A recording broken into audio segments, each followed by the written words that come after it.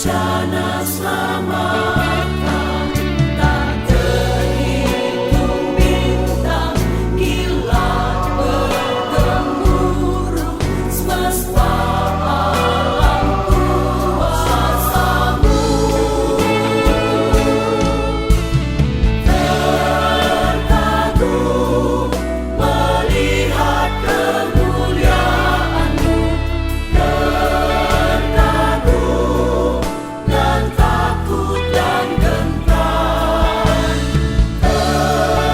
Terkagum, Kau berkuasa, Kau suci, ya Tuhan. Ku terkagum dengan Kristus, imamat yang kudus, beritakan firman manapun diutus. Tangan-Mu membimbing, Roh-Mu menyertai, lembaga kita menang.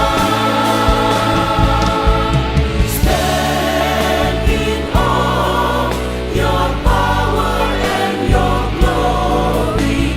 Stand in awe, with trembling and fear.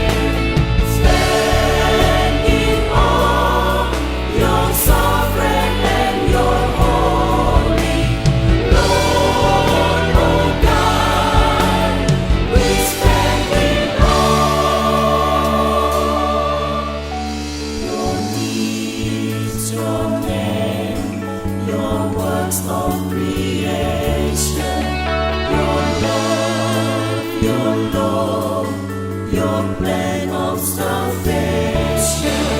The stars sing unnumbered, the lightning, the thunder, the universe under Your reign. Stand in awe, Your power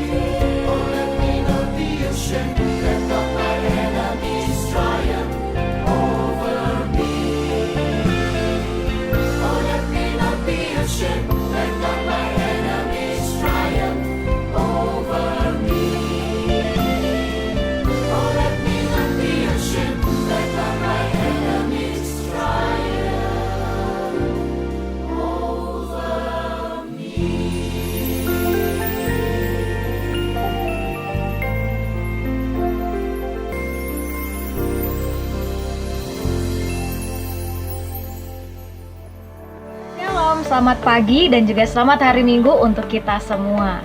Saya berharap keadaan kita semua di dalam keadaan yang sehat dan juga semangat. Minggu ini adalah minggu pertama dari bulan yang begitu spesial bagi bangsa Indonesia, yaitu bulan Agustus, bulan kemerdekaan bagi kita semua. Oleh karena itu, saya ingin membawa kita tetap semangat untuk mengingat bahwa kita harus merdeka dari segala belenggu yang membuat kita khawatir, membuat kita takut ketika menghadapi COVID-19. Saya percaya kita bisa merdeka dari segala belenggu-belenggu tersebut dengan terus bersyukur kepada Tuhan. Sebentar lagi kita akan memulai ibadah online kita, tapi sebelum itu ada beberapa hal yang ingin saya sampaikan untuk kita bisa perhatikan bersama. Yang pertama, kita akan mengadakan perjamuan kudus, oleh karena itu mari saudara-saudari siapkan anggur dan roti di rumah kita masing-masing. Yang kedua, kita akan memberikan persembahan kasih. Persembahan dapat langsung ditransfer melalui rekening yang ada di layar Anda. Dan yang ketiga, saya ingin mengingatkan untuk kita semua, mari kita datang memuji dan memuliakan nama Tuhan dengan rasa hormat, dengan hati yang siap, dan mengikuti ibadah dari awal hingga berakhirnya. Mari kita datang dengan hati yang terus bersyukur dan hanya tertuju kepada Tuhan. Akhir kata, saya mewakili Gereja Kristus di Indonesia, Jemaat Tangerang mengucapkan selamat beribadah dan Tuhan Yesus memberkati.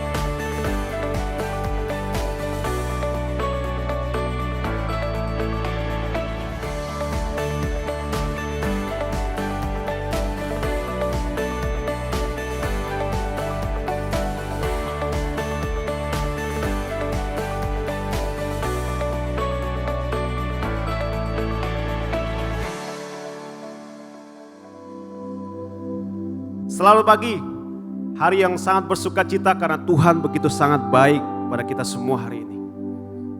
Saya mengajak kita semua untuk bangkit berdiri, untuk menyiapkan hati kita, untuk datang kepada Tuhan, untuk menyembah Dia.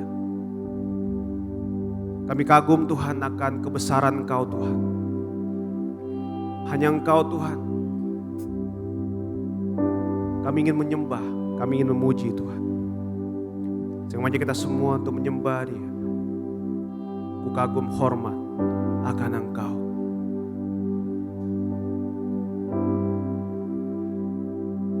Ku kagum hormat akan Engkau. Ku kagum hormat akan Engkau. Kau Allah yang layak dipuji, ku kagum akan Engkau. Ku kagum hormat akan Engkau. Ku kagum hormat akan Engkau. Kau Allah yang layak dipuji,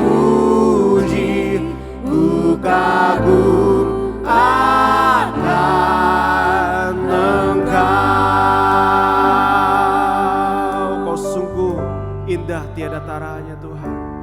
Kau sungguh indah tiada taranya, sungguh menakjubkan. Sungguh aja untuk dimengerti, lebih dari semua yang ada. Hikmat-Mu tiada terselami, kasih-Mu dalam tak terduga. Kau sungguh indah tiada taranya, mulia dan berkuasa.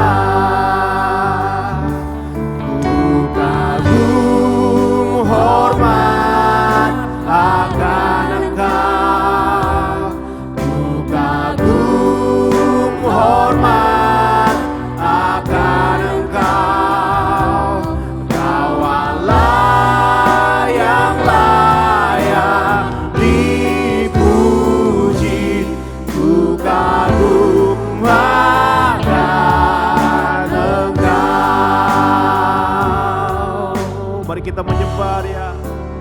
bersama-sama. Kau sungguh indah tiada taranya. Kau sungguh menakjubkan Tuhan. Sungguh menakjubkan.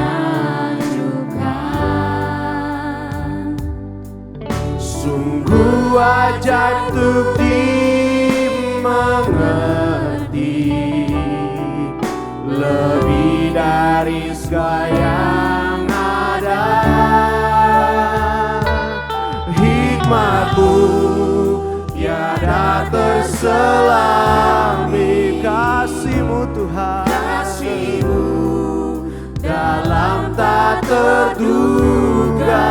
Oh, Kau sungguh indah tiada taranya, mulia dan berkuasa. Ku kagum hormat akan Engkau, hanya Engkau Tuhan. Kagum hormat akan Engkau, Engkau yang layak Tuhan, yang layak dipuji. Ku kagum akan Engkau, katakan ku kagum Tuhan. Ku kagum hormat akan Engkau, ku kagum hormat akan Engkau, sebab Engkau yang layak dipuji Tuhan, yang layak dipuji.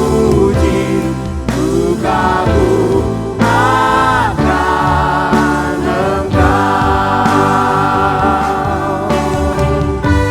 Hanya Engkau Tuhan yang ingin kami puji dan kami sembah hari ini Tuhan. Biarlah harum di hadapan Engkau Tuhan. Panjatkan puji syukur kepada Engkau Tuhan, karena kebaikan Engkau yang begitu luar biasa Tuhan.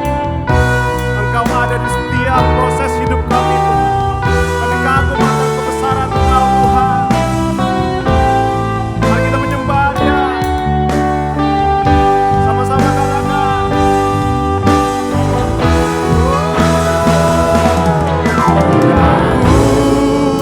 Hormat akan Engkau, ku kagum hormat akan, sebab Engkau yang layak kami puji Tuhan, yang layak dipuji. Ku kagum akan Engkau, ku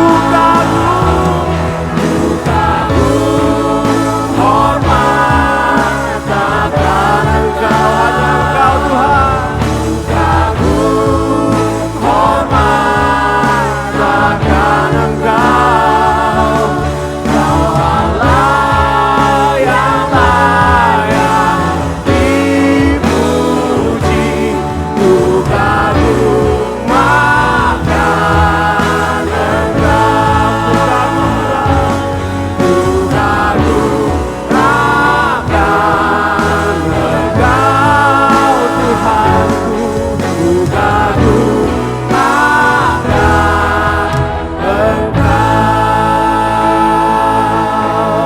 Tepuk tangan untuk kebaikan Tuhan, tepuk tangan untuk kemuliaan Tuhan kita.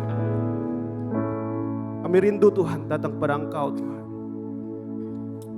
Firman Tuhan berkata di Mazmur pasal yang ke-42 dari ayat 1 sampai dengan ayat yang ke-5. Firman Tuhan berkata,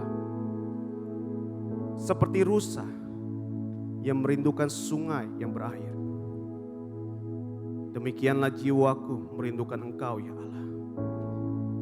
Jiwaku haus kepada Allah yang hidup. Bilakah aku boleh datang melihat Allah? Air mataku menjadi makananku siang dan malam. Karena sepanjang hari orang berkata padaku, di mana Allahmu? Inilah yang hendak kuingat. Sementara jiwaku gundah gulana. Bagaimana aku berjalan maju dalam kepadatan manusia, mendahului mereka melangkah ke rumah Allah dengan suara sorak-sorai dan nyanyian syukur dalam keramaian orang-orang yang mengadakan perayaan. Firman Tuhan yang luar biasa. Mari kita datang kepada Tuhan dengan segenap hati kita. Saya mengajak kita semua untuk berdoa dan tundukkan kepala. Bapa kami yang bertata dalam kerajaan surga, kerinduan kami Tuhan, ingin selalu datang pada Engkau Tuhan. Karena kami tahu Tuhan, di waktu-waktu yang tidak mudah, kami bisa lewati Tuhan hanya karena kekuatan daripada Engkau Tuhan. Biarlah Tuhan, apa yang kami lakukan hari ini, memuji, menyembah Engkau Tuhan, kiranya harum di hadapan Engkau Tuhan. Kami ingin bernyanyi Tuhan, bukan karena kami pandai bernyanyi. Kami menyembah Tuhan, bukan karena kami ingin menyembah Tuhan, tapi karena kami merasakan kebaikan Engkau yang begitu besar dalam hidup kami. Yang dimana Engkau mati di kayu salib hanya untuk menebus dosa kami Tuhan. Kiranya Tuhan, penyembahan, pujian itu Tuhan, membuat kami semakin kuat, semakin melihat bahwa kekuatan Engkau begitu berkuasa dalam hidup kami. Kiranya Tuhan, Engkau menyertai ibadah ini Tuhan dari awal pertengahan sampai akhir. Bila hanya Engkau saja Tuhan yang kami muliakan, yang kami sembah Tuhan. Terima kasih Bapa, kami serahkan semua dalam tangan. Hanya di dalam nama Tuhan Yesus kami berdoa dan bersyukur. Amin. Begitu luar biasanya kasih Tuhan pada kita semua. Saya mengajak kita semua untuk sama-sama datang kepada Dia dengan hati yang ingin terus dekat dengannya melalui pujian dan penyembahan. Sungguh indah Kau Tuhan. Engkau penuh kasih dan sayang. Dan Kaulah tempat penghiburan kami Tuhan di dalam kesesakan kami. Kami ingin menyembah Engkau dengan segenap hati kami.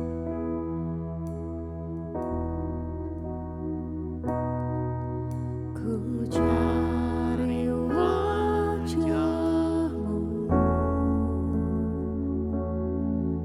temukan kasih-Mu. Kau bukan Tuhan yang jauh dariku. Panggil nama-Mu dan Kau dengar jawab kami. Ku panggil nama-Mu,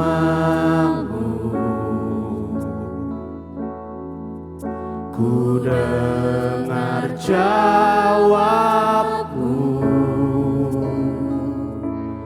Kau Tuhan yang selalu dengar seruan hatiku. Sungguh indah Kau Tuhan. Engkau penuh kasih dan sayang Tuhan. Penuh kasih dan sayang. Kau tempat penghiburan bagi setiap hati yang terluka. Sungguh indah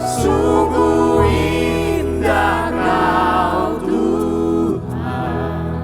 Menara perlindungan kami, Menara perlindungan. Kau sumber kekuatan bagi semua orang yang membutuhkan. Mari kita menyembah Dia, katakan ku cari wajah-Mu. Ku cari wajah-Mu, temukan kasih-Mu. bukan Tuhan yang jauh dariku. Ku panggil namamu Tuhan, ku panggil namamu, dan kau mendengar jawab. Ku dengar jawabmu. Kau Tuhan yang selalu dengar seruan hatiku. Sungguh indah Kau Tuhan, Engkau penuh kasih dan sayang. Engkau tempat perlindungan, penghiburan bagi setiap hati yang terluka. Sungguh indah Kau Tuhan, Engkau menara perlindungan,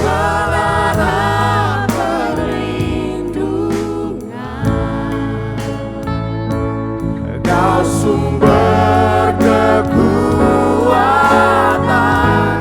bagi semua orang yang membutuhkan. Sungguh indah Kau Tuhan,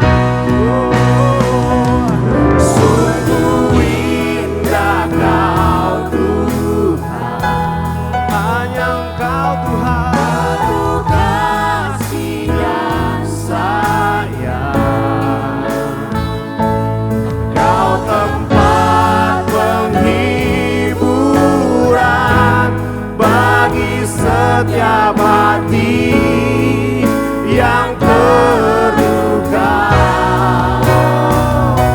Sungguh indah Kau Tuhan,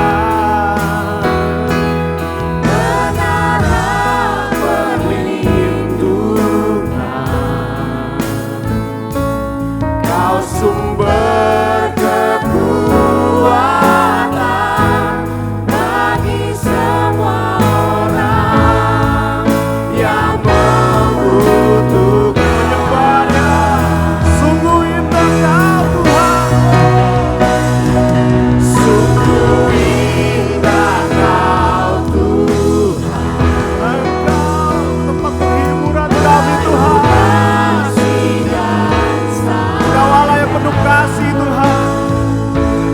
Kau tempat penghiburan bagi setiap hati yang terluka.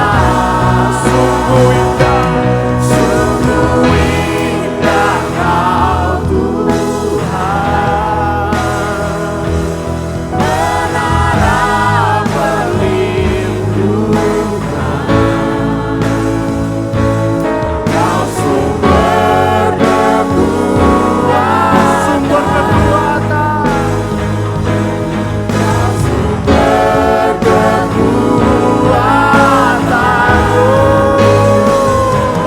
Kau sumber kekuatan bagi semua orang yang membutuhkan.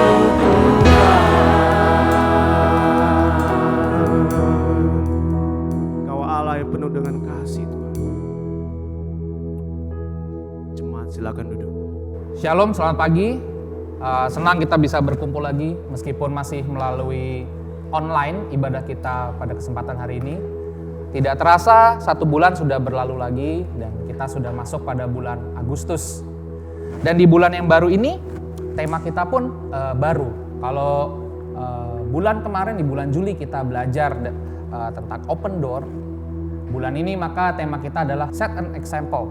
Diambil dari buku 1 Timotius 4 ayat 12 sampai dengan ayat 13. Saya akan bacakan untuk kita. Jangan seorang pun menganggap engkau rendah karena engkau muda.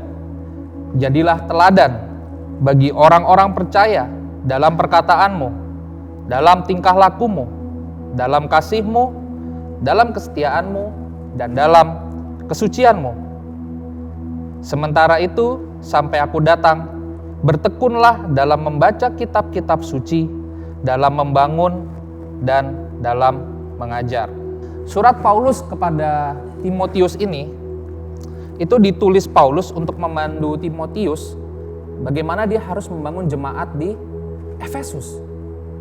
Dan seperti yang kita sama-sama tahu bahwa Timotius ini adalah seorang yang masih muda. Saya nggak tahu usianya, tapi mungkin sekitar 30 tahunan. Dan hari ini kita akan belajar dari buku 1 Timotius ini. Namun sebelum kita memulai untuk kita menggali firman Tuhan, mari kita satukan hati, kita berdoa. Bapa di surga, selamat pagi Tuhan. Bersyukur dan terima kasih Tuhan atas hari baru yang sudah Engkau berikan. Bersyukur atas semua penyertaan-Mu Tuhan. Bersyukur atas semua berkat yang Engkau berikan Tuhan. Dan bersyukur atas semua rezeki Tuhan yang boleh kami nikmatin Tuhan. Yang bisa mencukupkan kami sampai dengan detik ini. Kami tahu Tuhan, Engkau adalah Allah yang baik Tuhan. Terlepas dari apapun kondisi kami saat ini, Engkau adalah baik Tuhan. Memang terkadang Tuhan, apa yang sedang terjadi dalam hidup kami nggak bisa mengerti Tuhan. Karena ada begitu banyak rancangan-rancangan-Mu Tuhan. Rancangan-rancangan yang di luar dari pengertian kami Tuhan. Dan kadang itu membuat iman kami bergumul Tuhan. Membuat kami bergumul, membuat kami takut Tuhan. Tapi kami percaya Tuhan, seperti yang dikatakan dalam Yeremia 29 Tuhan. Bahwa Engkau memiliki rancangan yang penuh harapan untuk kami. Engkau memiliki rancangan untuk damai sejahtera, hari depan yang penuh harapan untuk kami semua Tuhan. Dan untuk itu Tuhan, hari ini kami juga berkumpul lagi Tuhan bersama-sama di sini untuk kami bisa belajar lagi dari firman-Mu Tuhan. Kiranya Engkau sendiri Tuhan yang pimpin Tuhan, Engkau yang bantu Tuhan. Engkau lembutkan hati setiap kami Tuhan yang mendengarkan firman-Mu ini Tuhan. Agar mereka yang lapar bisa dikenyangkan dan mereka yang haus bisa dipuaskan Tuhan. Bantu Tuhan agar kiranya Engkau juga berkati dan urapi hamba-Mu yang akan menyampaikan firman-Mu ini Tuhan. Agar apa yang saya katakan Tuhan kiranya sesuai dengan apa yang ingin Engkau sampaikan Tuhan. Hanya di dalam nama Putra-Mu, Tuhan kami Yesus Kristus, kami berdoa dan mengucap syukur. Amin. Kita kembali lagi ke dalam buku 1 Timotius. Timotius dikirim ke Efesus. Dan Efesus ini sebetulnya itu adalah jemaat yang dibangun oleh Paulus. Yang memulainya adalah Paulus. Paulus tinggal di sana selama 2 tahun. Kita bisa baca kisah ini di buku Kisah Para Rasul di pasal 19. Di situ diceritakan bagaimana awalnya Paulus bisa masuk ke kota di Efesus dan kemudian dia bertemu dengan orang-orang Yahudi. Kemudian dia mulai mengajar dan membaptis mereka di dalam nama Yesus. Itu adalah awal mula jemaat di Efesus. Nah, namun penginjilan di Efesus tuh nggak segampang itu juga. Karena Efesus ini itu terkenal dengan sebagai kota itu pemuja Dewi Artemis. Ya, kita bisa lihat ini di Kisah Para Rasul 19 ayat 35. Jadi di sana itu mereka itu memuji kuil dan patung Dewi Artemis. Sehingga ada tahayul, mitos, dongeng-dongeng, itu udah hal yang biasa untuk dipercaya di Efesus. Mereka sudah terbiasa hidup dengan tahayul-tahayul yang seperti ini. Dan itu juga yang dikatakan kepada Timotius, supaya Timotius menjaga dirinya, jangan sampai dia terbawa-bawa juga dengan tahayul-tahayul yang ada, yang tersebar di Efesus. Pada saat penginjilan Paulus di Efesus ini, itu sempat timbul ada kerusuhan di sana. Ya, karena ajaran kekristenan yang dibawa Paulus itu dirasa atau dianggap merugikan bagi para pemuja Dewi Artemis. Ya, salah satu itu ada pengusaha perak, dia yang membuat kuil dan patung Dewi Artemis ini, dan dia tentu saja merasa dirugikan dengan begitu banyak orang yang mengikuti ajaran Paulus, menjadi murid Yesus dan mulai menyembah Tuhan yang benar, karena jadi tidak menyembah lagi patung kuil Dewi Artemis. Mungkin pengaruh juga ke penjualan mereka ya, sehingga omsetnya terjun drastis. Dan itu terjadi kerusuhan yang cukup besar pada saat itu. Jadi dari sejarah ini kita udah tahu bahwa kota Efesus ini gak segampang itu juga jemaat di sana untuk bisa bersekutu, untuk bisa mereka terus bertekun di dalam firman Tuhan, Karena di sekitarnya ada begitu banyak tahayul dan bahkan itu mungkin dari zaman nenek moyang mereka. Jadi udah mendarah daging tahayul-tahayul ini. Dan bahkan melalui tuntunan Roh Kudus, Paulus sendiri sempat bernubuat bahwa akan muncul penyesat-penyesat dari dalam jemaat Efesus itu sendiri. Jadi bukan dari luar, tapi dari dalam jemaat akan ada penyesat-penyesat. Kita bisa lihat ini juga di Kisah 19 ayat 29 sampai 30. Dan benar, pada akhirnya ketika dalam perjalanan misi penginjilannya, Paulus menerima kabar bahwa ada kesulitan besar di Efesus. Bahwa ada perpecahan di Efesus yang disebabkan oleh pengajar-pengajar yang mengajarkan ajaran yang berbeda, ajaran yang baru. Bisa dibilang sebagai ajaran yang sesat juga. Kita bisa lihat ini di 1 Timotius 1 ayat 3. Para pria itu juga terpengaruh dengan dongeng-dongeng tadi yang berkeliaran di Efesus. Dan mereka juga sibuk dengan silsilah.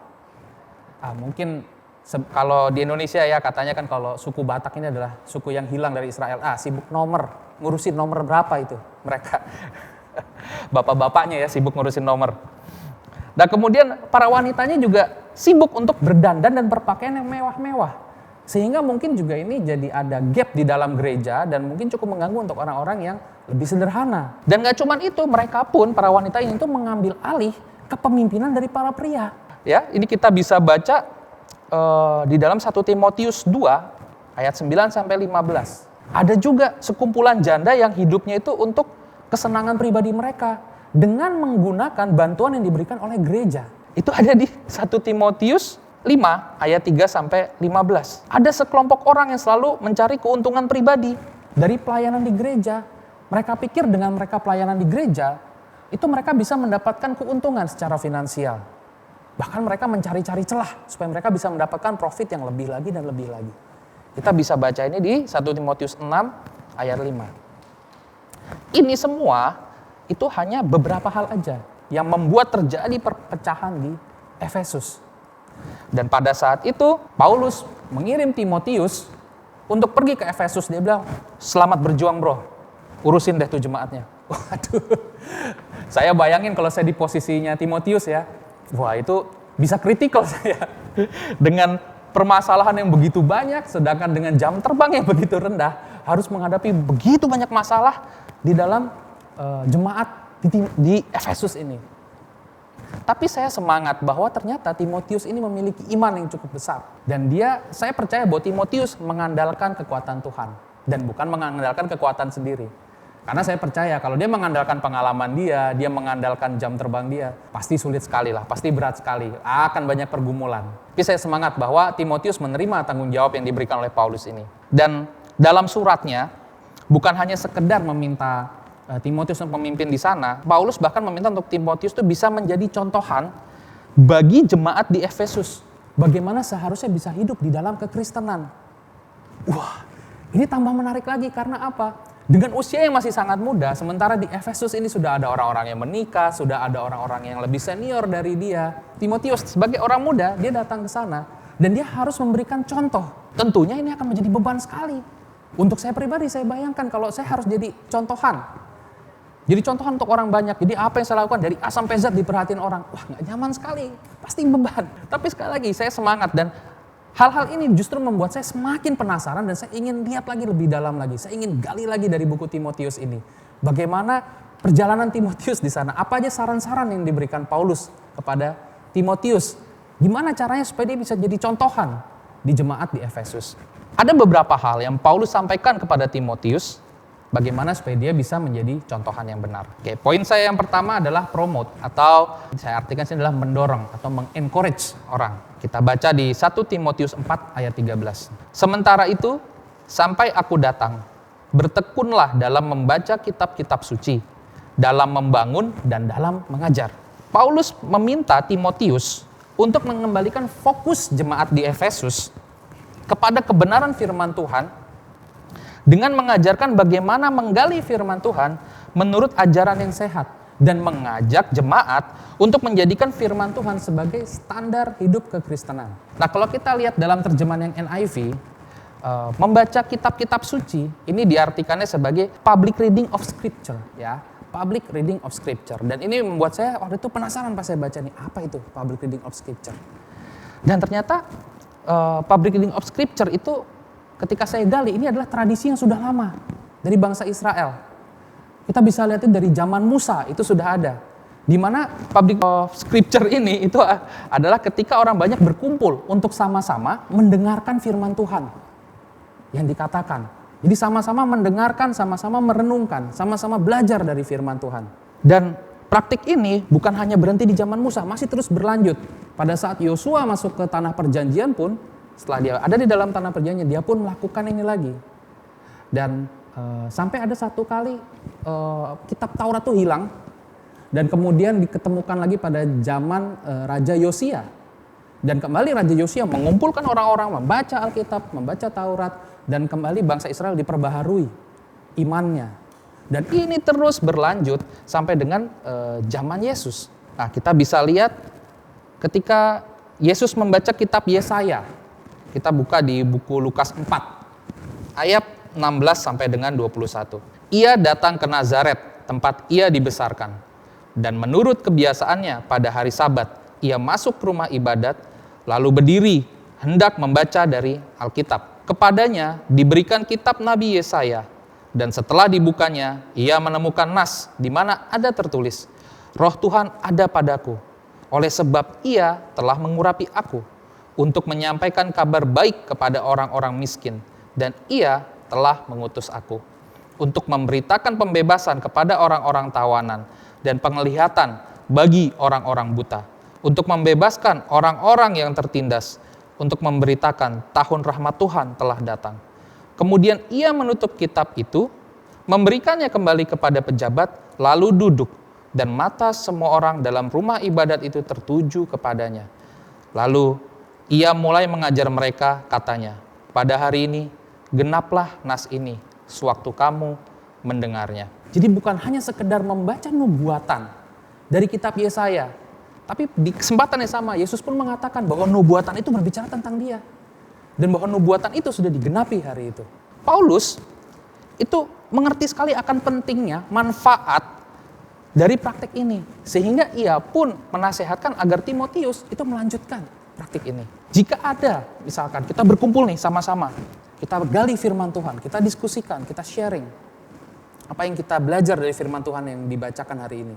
Kemudian kita saling diskusikan. Ternyata ada yang berbeda pengertiannya dalam memahami firman Tuhan. Terus apa yang harus dilakukan? Ya tentunya kita bisa saling berdiskusi. Dan ini sama pernah terjadi, kita bisa belajar dari contohan Imam Ezra. Di buku Ezra 10 ayat 15 sampai ayat 19. Jadi pada saat itu bangsa Israel setelah pulang dari pembuangan di Babel, mereka kembali ke Yerusalem. Mereka mulai membangun bait Allah, kemudian setelah bait Allahnya jadi, tembok Yerusalemnya bersama Nehemia juga dibangun dan itu juga sudah jadi. Dan akhirnya mereka berkumpul bersama-sama, kemudian untuk membaca firman Tuhan, hukum Taurat. Hingga satu titik, Ezra menemukan bahwa ternyata telah terjadi banyak kawin campur di dalam bangsa Israel. Yang mana itu tidak sesuai dengan peraturan yang ada di dalam hukum Taurat. Yang artinya menyalahi firman Tuhan. Dan hal ini membuat Ezra begitu sedih. Dan dia menasehatkan agar orang-orang Israel melakukan pertobatan dengan mengusir istri dan anak-anak mereka yang bukan orang Israel. Dan tentunya ini adalah nasihat yang keras. Tentunya nggak mudah pada saat itu bagi orang Israel yang memiliki keluarga yang bukan keturunan Israel. Atau keluarganya itu bisa dibilang orang asing. Karena mereka jadi harus berpisah. Sehingga wajar pasti ada orang yang tidak setuju dengan apa yang dikatakan oleh Ezra.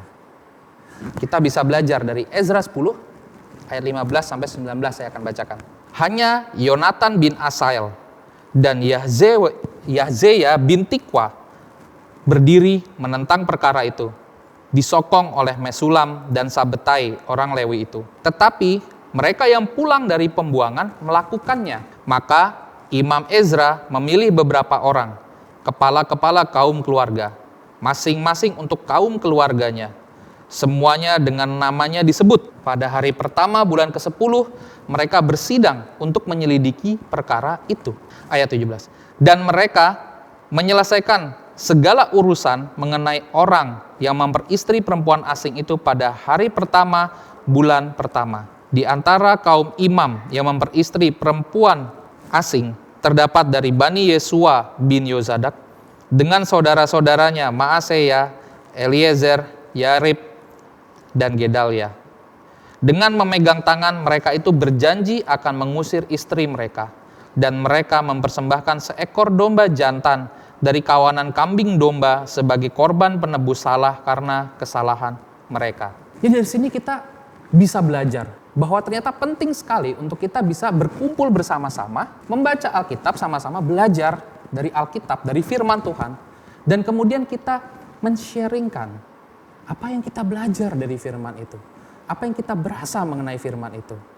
Dan ketika ada yang pemahamannya berbeda, di situ kita bisa saling berdiskusi untuk sama-sama kita menggali dan mencari apakah benar demikian, apakah sudah benar pemahaman kita. Dan di sini ini nasihat yang keras dari Ezra. Pada akhirnya mereka bisa melihat bahwa itu bukan perintah Ezra, tapi memang benar itulah yang tertulis di firman Tuhan. Sehingga orang yang tadinya awalnya tidak setuju karena merasa bahwa ini adalah perintah Ezra, ketika dia melihat bahwa ternyata ini adalah perintah Tuhan. Dan pada saat itu bangsa Israel baru aja balik dari pembuangan di Babylon, udah beberapa saat balik dari pembuangan dari di Babilonia, tentunya mereka nggak mau lagi dihukum Tuhan. Sehingga mereka mencoba untuk taat dan melakukan pertobatan dengan hidup sesuai dengan firman Tuhan. Dengan cara demikian, maka jemaat akan dibangun dengan pengajaran firman Tuhan yang sehat sebagai dasarnya. Dan setiap orang akan tahu bagaimana bertindak sesuai dengan firman Tuhan. Karena setiap dari kita bisa saling sharing, kita akan saling mengajarkan, kita akan saling menasehati satu sama lain, dan kita akan terus bertumbuh di dalam firman Tuhan. Saya mau sharing sedikit. Beberapa tahun lalu, saya waktu itu diundang datang ke perayaan baptisan dari saudara kita William, anak dari Bro Sigit dan juga Cijeni. Nah, pada saat itu saya datang ke sana, saya ikut dengan perayaan baptisan itu, dan kemudian di tengah-tengah acara saya ada kesempatan untuk bisa ngobrol-ngobrol dengan Bapak Pendeta Sahat. Dan pada saat itu saya lagi semangat banget membaca kitab-kitab apokrif sebetulnya. Saya ada di handphone saya waktu itu ada kitab Henok, ada kitab Jasper, dan saya hobi sekali mencari kebenaran dari kitab-kitab itu. Saya ingin menemukan hal-hal yang mungkin tidak tertulis di kitab-kitab yang selama ini kita tahu di dalam Alkitab. Saya ingin cari yang di luar ini, ada lagi nggak? Dan waktu saya sharing itu ke Bro Sahat, saya cukup kaget. Karena respon dia waktu itu adalah gini, kamu buang-buang waktu, Dit. Saya ingat banget, saya baca udah berbulan-bulan. Dia bilang, kamu buang-buang waktu. Kalau tujuan kamu untuk kamu mencari keselamatan, supaya kamu bisa punya iman yang bertumbuh seperti Paulus, kamu harus baca yang ada di dalam Alkitab kita, bukan apa yang ada di luar. Karena kebenaran itu hanya milik Yesus. Dan yang di luar itu, saya ingat waktu itu ada kitab Barnabas, dan itu isinya sangat bertentangan dengan Alkitab. Dan saya, iya ya, saya bersyukur sekali pada saat itu saya ditegur. Kalau nggak ditegur, saya akan terus itu, baca kitab-kitab itu. Dan saya nggak akan pernah bertumbuh mungkin. Dan saya bersyukur bahwa dengan saya menceritakan, dengan saya sharing ke Bro Sahat pada saat itu, dia pun merespon dengan dia menegur saya bahwa apa yang saya lakukan itu kurang tepat. Bukan begitu caranya untuk saya bisa mendapatkan pengajaran yang benar. Dan itu mengubah saya, mengubah mindset saya, mengubah pola pikir saya. Dan semenjak itu saya nggak nengok-nengok lagi ke kitab yang lain. Karena setelah dipikir-pikir, waktu diskusi dengan Bro Sahat, iya buku ini aja belum saya habiskan kok. Alkitab ini aja belum selesai, saya udah sibuk cari yang lain. Dan itu membuat saya jadi lebih fokus lagi untuk membaca Alkitab dan menggali kebenaran tentang Alkitab. Dan dengan cara demikian pada saat itu, saya merasa bahwa di dalam jemaat ini hidup saya betul-betul dibangun melalui firman Tuhan. Karena apapun yang dinasehatkan ke saya, apapun yang ditegur atau masukan-masukan yang diberikan kepada saya, itu dasarnya semua adalah firman Tuhan. Sehingga Tuhan yang memimpin. Dan itu adalah poin saya yang pertama. Poin saya yang kedua, itu praktis. Atau kita praktek. Saya akan bacakan dari 1 Timotius 4 ayat 16. Awasilah dirimu sendiri dan awasilah ajaranmu. Bertekunlah dalam semuanya itu, karena dengan berbuat demikian, engkau akan menyelamatkan dirimu dan semua orang yang mendengar engkau. Di sini Paulus mengingatkan Timotius agar ia menjadi seorang murid yang berintegritas. Agar Timotius bukan hanya pandai mengajar, tapi dia juga melakukan apa yang dia ajarkan. Kita tahu bahwa firman Tuhan itu tidak cukup cuma dibaca aja. Kita juga harus renungkan dan kita juga harus lakukan untuk kita bisa dapat manfaatnya. Kalau kita baca dalam Alkitab, kita bisa melihat bahwa ahli Taurat ini adalah orang-orang yang membaca Alkitab sebetulnya. Mereka mempelajari hukum Taurat. Tapi Yesus katakan, bahkan Yesus tegur mereka. Karena mereka mengajarkan yang benar, tapi mereka tidak menghidupi firman itu. Mereka tidak melakukannya. Yesus bilang, ikuti apa yang diajarkan oleh para ahli Taurat, tapi jangan contoh hidup mereka. Dan apa yang kita lihat efeknya? Efeknya adalah mereka punya banyak kesempatan untuk berhadapan langsung dengan Yesus, berdiskusi dengan Yesus, bertanya kepada Yesus, tapi mereka gagal mengenali bahwa Yesus adalah Mesias yang mereka nantikan. Mereka gagal mengenali Sang Juru Selamat. Karena apa? Karena mereka tidak menghidupi firman, firman tidak hidup di dalam mereka. Dan Yesus katakan, kalau kamu ada di luar aku, kamu gak akan berbuah apa-apa. Kita pun tahu bahwa dengan kita membaca, merenungkan, dan melakukan firman, ada begitu banyak manfaat yang bisa kita dapatkan. Seperti yang dikatakan di dalam 2 Timotius 3 ayat 16. Segala tulisan yang diilhamkan Allah memang bermanfaat untuk mengajar, untuk menyatakan kesalahan, untuk memperbaiki kelakuan, dan untuk mendidik orang dalam kebenaran. Dengan kita melakukan firman Tuhan, kita pasti akan mengalami yang namanya pertumbuhan. Kita akan mendapatkan manfaatnya. Dan yang paling penting, kita akan tinggal di dalam Tuhan. Kalau kita ingat dari sepanjang peristiwa penyaliban, Yesus gak pernah ngeluh. Kecuali saat terakhir. Ketika dia terpisah dari Bapa, dia bilang, Eli, Eli, lama sabachthani. Ketika ia merasa ditinggalkan oleh Bapa. Karena pada saat itu dia menanggung begitu banyak dosa. Dosa seluruh manusia di dalam dirinya. Dan sebagai orang Kristen, sebagai pengikut Kristus, kita pun sama. Kita hanya bisa menjadi pengikut Kristus kalau kita ikut apa yang dia lakukan. Kita ikut ajarannya. Dan kita hanya bisa tinggal di dalam dia kalau kita melakukan apa yang difirmankan. Dan dengan kita melakukan firman Tuhan, kita akan berbuah banyak. Mari kita buka di Yohanes 15 ayat 8. Dalam hal inilah Bapakku dipermuliakan, yaitu jika kamu berbuah banyak, dan dengan demikian kamu adalah muridku. Yesus mengatakan bahwa kalau kita murid Yesus, kita akan berbuah banyak. Karena apa? Karena kita tinggal di dalam dia. Karena ketika kita tidak berbuah banyak, artinya kita di luar dia. Tapi kalau kita di dalam dia, kita pasti akan berbuah banyak. Itu janji Tuhan. Buah seperti apa yang dimaksud oleh Tuhan? Tentunya adalah buah-buah roh. Mari kita buka di Galatia 5, ayat 22 sampai dengan 23. Tetapi buah roh ialah kasih, sukacita, damai sejahtera, kesabaran, kemurahan, kebaikan, kesetiaan, kelemah lembutan, penguasaan diri. Tidak ada hukum yang menentang hal-hal itu. Kalau kita belajar dari Rasul Paulus, di dalam buku 2 Korintus, Paulus sempat menceritakan pergumulan-pergumulan yang dia alami selama dia dalam misi penginjilannya. Di situ ada dia katakan bahwa dia dirajam, dia mengalami kelaparan, dia tidak punya tempat tinggal, dia harus karam kapal sebanyak 3 kali, bahkan terkatung-katung semalaman di tengah laut. Dan kemudian setelah itu dia juga harus lagi mengalami banyak penganiayaan dari orang-orang Yahudi, dari orang-orang non-Yahudi. Dia harus disesah 5 kali, mengalami penyesahan, dan setiap kali disesah 40 kurang 1. Karena memang kalau di perjanjian lama dikatakan bahwa nggak boleh lebih dari 40 kali kalau mau menyesah orang. Nah, Paulus disesah 39 kali. Tapi 5 kali dia alami itu. Tapi setelah melalui begitu banyak pergumulan ini, itu tidak membuat iman Paulus hilang. Bukan hanya imannya yang tidak hilang, sukacitanya tidak hilang. Wah, ini yang saya betul-betul waktu baca ini saya tertusuk. Saya, kok bisa ya? Saya bayanginnya aja, ya ini mah kalau udah kayak gini, murtad kali. Wah, ini udah berat banget, harus ngalamin begitu banyak.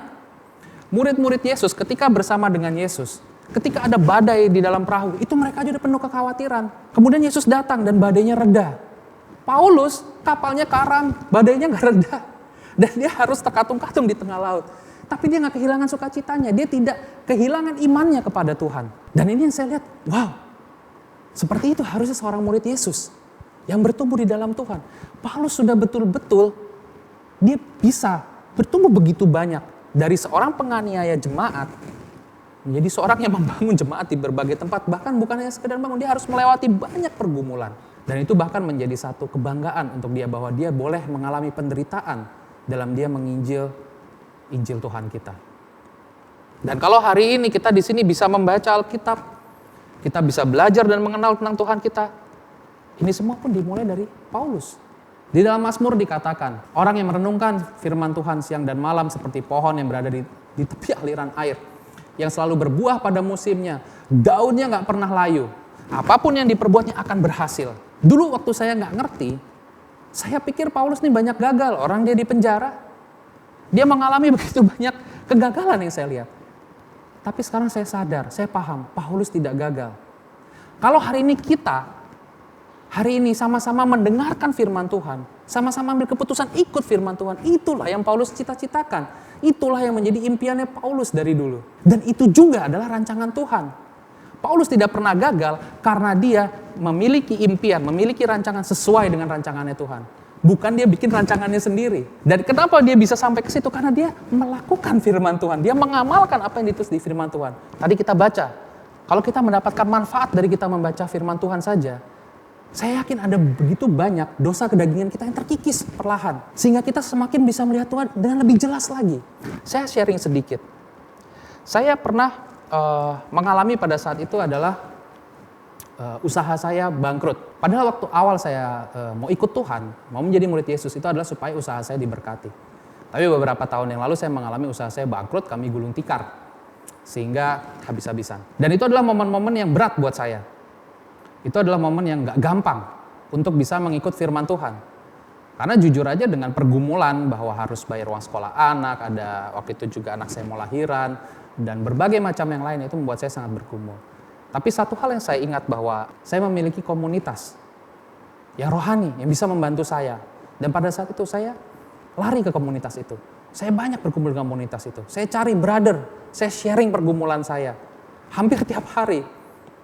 Saya sharing dengan brothers. Dan itu sangat membantu saya. Mereka memberikan nasihat untuk saya bisa selalu bertekun dalam firman. Dan pada saat itu saya hanya mencoba untuk taat. Saya tetap datang beribadah. Saya setiap pagi tetap berdoa. Saya semakin rajin bahkan menggali firman. Saya tetap dalam pelayanan. Dan semua hal yang sebelumnya saya lakukan tidak saya tinggalkan. Bahkan pada saat itu saya ambil pelayanan-pelayanan yang baru. Dan itu semua, kenapa saya lakukan itu? Karena itu yang dinasihatkan ke saya. Untuk saya tetap berada di dalam Tuhan. Dan hari ini saya bersyukur. Saya bersyukur karena usaha saya bangkrut. Kenapa saya bersyukur? Karena mungkin pada saat itu saya sudah terlalu bebal. Pada saat itu saya punya pemahaman yang salah. Mungkin Tuhan udah tegur berulang kali motivasi saya yang salah ini. Tetapi mungkin saya nggak sadar. Sehingga Tuhan harus tegur dengan cara yang sedikit lebih keras. Dan saya bersyukur karena ketika usaha itu bangkrut, sekarang saya bisa mengerti bahwa pernikahan saya pada saat itu tidak baik. Bahwa parenting saya, hubungan saya dengan anak-anak saya pada saat itu juga tidak baik. Dan dengan bertekun di dalam firman Tuhan, saya mendapatkan kekuatan yang berasal dari Tuhan. Saya jadi bisa melihat dari perspektifnya Tuhan. Kalau saya ingat-ingat pada zaman itu, saya tidak pernah betul-betul mengalami yang namanya kelaparan. Atau sampai nggak bisa makan. Enggak. Meskipun kadang-kala harus ngutang. Tapi Tuhan jaga, Tuhan cukupkan kebutuhan keluarga kami. Dan saya bersyukur bahwa itu, sekarang saya lihat itu sebagai momen romantis lah. Dimana itu adalah cara Tuhan untuk mengasihi saya. Karena pada saat itu saya udah hampir, mungkin bisa jadi karena salah saya jalan, saya nggak akan bertumbuh lagi. Mungkin mirip seperti Nabi Yunus waktu dia mau lari dari Tuhan. Sehingga dia harus dibuang ke laut, kemudian dimakan sama ikan. Untuk supaya dia bisa bertobat dan kembali lagi. Dan saya bersyukur bahwa Tuhan ingatkan saya sehingga saya bisa bertobat, saya bisa benarkan lagi. Apa yang menjadi keyakinan saya. Apa yang saya dapatkan, itu semua adalah, saya percaya itu adalah manfaat dari firman Tuhan. Manfaat karena saya menggali dan juga melakukan firman Tuhan. Dan saya percaya, karena saya sendiri melihat begitu banyak orang Begitu banyak brother sister yang saya kenal yang bertumbuh dengan begitu luar biasa. Bahkan mereka pertumbuhannya jauh lebih hebat dari saya. Dan saya semangat melihat itu. Saya semangat melihat bagaimana orang bisa bertumbuh ketika mereka betul-betul sold out. Mereka betul-betul mau ikut firman Tuhan. Dan itu banyak hal-hal yang membuat saya kadang terenyuh gitu. Kok bisa ya? Kok bisa ya? Cuman karena firman Tuhan. Tapi orang betul-betul ambil keputusan yang luar biasa. Dan dengan memiliki buah-buah roh yang ada di Galatia 5 tadi. Apa sih keuntungannya untuk kita punya buah roh itu? Yaitu untuk menjalankan tugas kita sebagai murid. Kita buka di Kisah 1 ayat 8. Tetapi kamu akan menerima kuasa kalau Roh Kudus turun ke atas kamu. Dan kamu akan menjadi saksiku di Yerusalem. Dan di seluruh Yudea dan Samaria. Dan sampai ke ujung bumi. Jadi apa manfaatnya kita punya buah roh? Bukan supaya kita disenangi sama tetangga kita. Bukan supaya kita punya teman lebih banyak. Bukan. Tapi supaya kita bisa bersaksi mengenai Tuhan kita. Supaya kita bisa menjadi saksi Tuhan. Dipakai Tuhan untuk bersaksi. Untuk orang lain. Dan itu adalah tujuan kita menjadi murid Yesus. Menjadi seorang Kristen. Untuk menjadi alatnya Tuhan. Untuk menjadi hamba Tuhan. Untuk masuk dalam rancangan Tuhan. Ikut rancangannya Tuhan. Jadi hari ini ada 2 hal yang kita belajar. Tadi judul khotbah saya ada set an example, kita belajar poin saya yang pertama tadi adalah promote, itu untuk menjadi contohan, untuk kita bisa bertekun di dalam menggali, untuk mendapatkan pengajaran firman Tuhan yang sehat. Kemudian juga practice, itu untuk menjadi contohan dalam kita melakukan firman Tuhan di dalam kehidupan sehari-hari, bahkan di saat tidak ada orang lain di sebelah kita. Dan tentunya kita bisa bayangkan, andai kata 2 hal ini kita lakukan di dalam komunitas kita, di dalam keluarga kita, di dalam persekutuan kita, di PDA kita bisa bayangkan kalau setiap orang bersatu hati untuk bisa ikut firman Tuhan. Dan setiap orang, setiap individu mengalami pertumbuhan secara personal. Kita bisa bayangkan ini akan menjadi komunitas, kita akan menjadi komunitas yang sangat berdampak. Komunitas yang memberikan impact yang begitu luas. Kita bisa baca, ini mirip seperti kejadian di Jemaat Mula-Mula. Kisah Para Rasul 2 ayat 46-47. Dengan bertekun dan dengan sehati mereka berkumpul tiap-tiap hari dalam bait Allah. Mereka memecahkan roti di rumah masing-masing secara bergilir dan makan bersama-sama dengan gembira dan dengan tulus hati. Sambil memuji Allah, dan mereka disukai semua orang dan tiap-tiap hari Tuhan menambah jumlah mereka dengan orang yang diselamatkan. Ini adalah tujuan kita berkumpul sebagai satu gereja. Bukan untuk melakukan ritual bersama-sama, bukan hanya sekedar itu.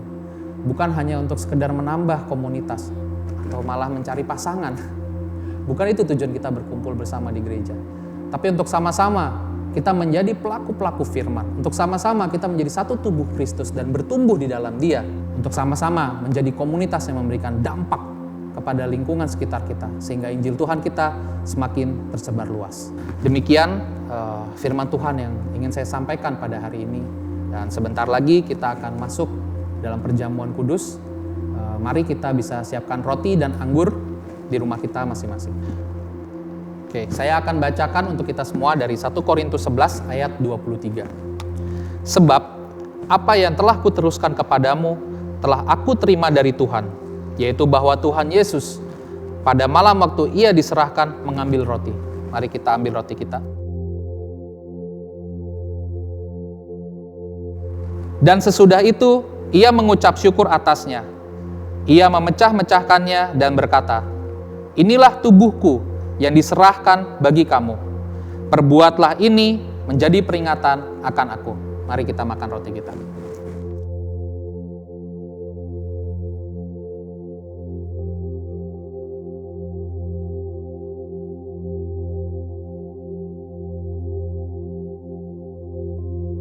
Mari kita ambil cawan kita. Demikian juga ia mengambil cawan sesudah makan, lalu berkata, cawan ini adalah perjanjian baru yang dimeteraikan oleh darahku. Perbuatlah ini setiap kali kamu meminumnya menjadi peringatan akan aku.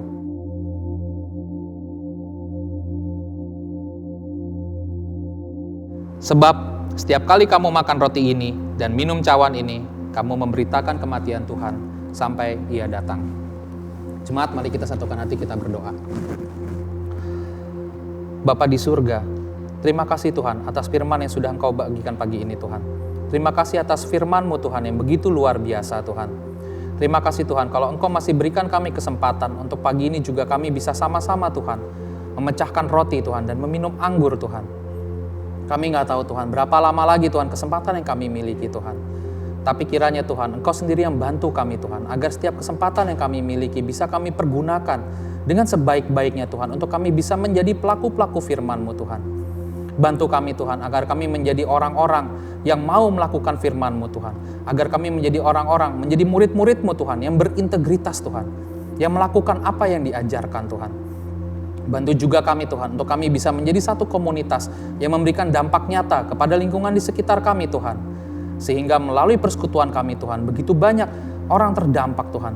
Begitu banyak lingkungan yang terdampak Tuhan. Sehingga mereka semakin ingin mempelajari firman-Mu Tuhan, dan firman-Mu semakin tersebar luas. Tuhan, sebentar kami juga akan memberikan persembahan Tuhan. Kiranya Engkau yang berkati Tuhan, untuk setiap hati kami Tuhan yang akan memberikan persembahan. Sehingga apa yang kami berikan Tuhan, memang untuk kemuliaan Engkau, dan untuk perluasan kerajaan-Mu Tuhan. Dan kami juga mau berdoa Tuhan, agar kiranya Tuhan, Engkau sendiri yang menjaga Tuhan, aktivitas kami sepanjang hari ini Tuhan. Agar kiranya melalui firman yang kami pelajari bersama-sama hari ini Tuhan, kami bisa betul-betul mengalami pertumbuhan Tuhan. Dan kami berani mengambil keputusan Tuhan untuk kami bisa hidup sebagai murid-murid-Mu yang taat Tuhan. Bantu kami Tuhan dalam kehidupan sehari-hari kami Tuhan. Agar kami makin terus bertumbuh dalam pengenalan kami akan Engkau. Sehingga kami bisa mengikut Engkau, kami bisa mengandalkan Engkau. Dan kami bisa betul-betul Tuhan menjadi murid-murid-Mu yang setia, yang mengasihi Engkau, yang terus bertumbuh dan yang berbuah banyak. Kami satukan semua doa ini Tuhan, hanya di dalam nama Putra-Mu, Tuhan kami Yesus Kristus. Haleluya. Amin. Firman Tuhan yang sangat luar biasa membantu kita untuk terus belajar, terus rendah hati untuk dibentuk sama Tuhan. There's an open door for us. Kita percaya kalau dengan Dia kita bisa melakukan apapun. Brothers and sisters, I invite you guys to get up out of your seats. Let's praise God. We believe that when we gather in a fellowship, we can experience God's love through everyone. Let's sing this song, Gather in this place. Come on. Gathered in this place, Gathered in this place. it's only by your grace. It's only by your grace. We have taken us, You have taken us. you have sheltered us. You have shown Gather in this place, gathered in this place. Gathered in this place. It's only by your grace. It's only by your grace. We will overcome We will overcome. until His kingdom comes. Until His kingdom Not because, not because of who I am in the past. It's all because of your love for me unsurpassed. Don't you care? We are chosen to be His people. We are chosen as His sons. We are chosen to fight His battles. We are chosen for His lasting love. And bless our Lord. More courageous, Lord God. Sing it one more time. Gathered in this place, it's only by your grace. We will awaken us, we have sheltered us. In this place, it's only by your grace. We will overcome until His kingdom comes.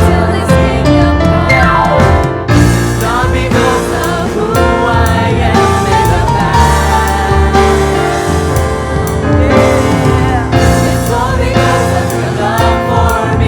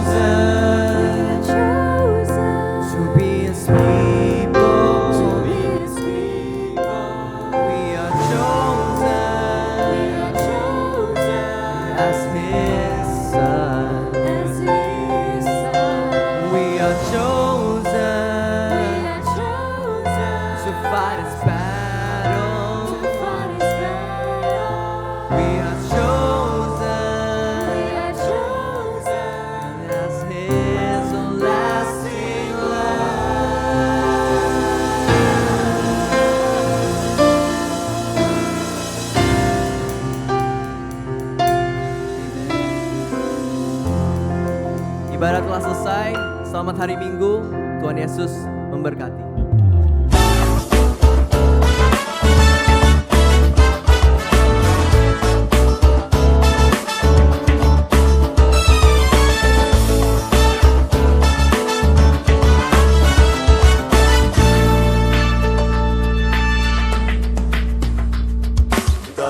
Allah turut bekerja di dalam segala perkara untuk mendatangkan kebaikan bagi yang mengasihi Dia. Saat lewati gunung dan lembah, ku takkan takut bahaya. Penyertaannya ku rasakan di sepanjang jalan hidupku.